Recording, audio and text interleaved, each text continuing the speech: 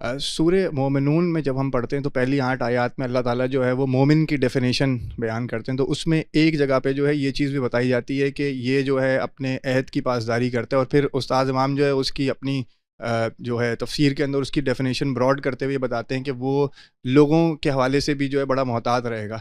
ایک سوال جو میرے ذہن میں بار بار یہ آتا ہے کہ اگر میں یہ جانتا ہوں کہ آگے حالات خراب ہیں، یا میرے کسی مثال کے طور پہ میں گاڑی چلا رہا ہوں، میری فیملی میرے ساتھ بیٹھی ہوئی، اب میں بہت تیز چلا رہا ہوں، جو ہے یہ جانتا ہوں کہ اس کا جو ہے نتائج جو ہیں بڑے خطرناک نکل سکتے ہیں، پھر وہ ایکسیڈنٹ ہو جائے، اس کے نتیجے میں کچھ اموات واقع ہو جائیں، تو کیا اس کی ذمہ داری مجھ پر آئے گی؟ کیونکہ عقلی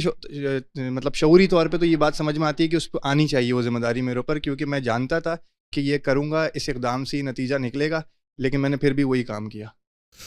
یہ دو صورتیں ہوتی ہیں اس میں۔ ایک تو یہ ہے کہ آپ نے کوئی غلطی نہیں کی، کوئی کوتاہی آپ سے یا مجھ سے نہیں ہوئی، اس کے باوصف حادثہ ہو گیا۔ اس میں اللہ تعالیٰ سے کرم کی درخواست کرنی چاہیے کہ وہ ایسے حادثوں سے محفوظ رکھے، لیکن اس کی کوئی ذمہ داری کسی پر عائد نہیں ہوتی۔ ہو گیا حادثہ، اب مثال کے طور پر آپ گاڑی چلا رہے تھے، ایک درخت گر گیا، اس سے کچھ اموات ہو گئیں، کسی کو کوئی زخم آ گیا، تو اس کی ذمہ داری آپ پر عائد نہیں ہوتی۔ آپ نے یا میں نے غلطی کی ہے، جیسے آپ نے مثال دی، یہ معلوم تھا کہ بریک دیکھنے کے بعد گاڑی چلانی چاہیے، نہیں دیکھی، گھر کے سامنے کوئی ایک گڑھا کھود دیا اور اس میں کوئی نشان بھی عائد نہیں کیا، جو ذمہ داری تھی نہیں پوری کی،